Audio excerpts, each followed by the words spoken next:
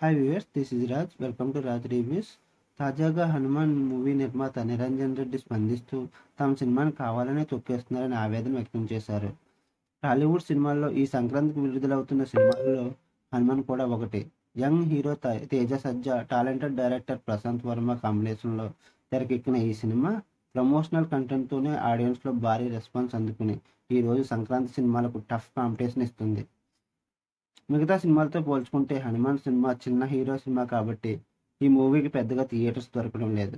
అందుకు కారణం ఈ సినిమా మహేష్ బాబు లాంటి స్టార్ హీరో నటిస్తున్న గుంటూరు కారం సినిమాకి పోటీగా రిలీజ్ అవుతుండటమే.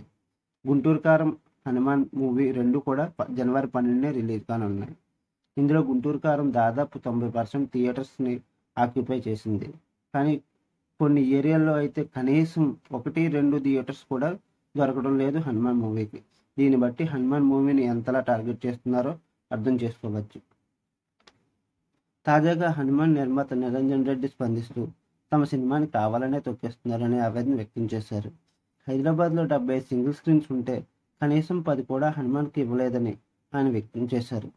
మరో 2-3 రోజుల్లో ఈ పరిస్థితి సర్దుబాటు అవుతుందనే ఆశ తనకు ఉందని, ఒకవేళ అప్పటికీ థియేటర్స్ ఇవ్వకపోతే సినిమా రిలీజ్ అయ్యాక థియేటర్స్ వాటంతటా అవే పెరుగుతాయనే నమ్మకం వ్యక్తం చేశారు.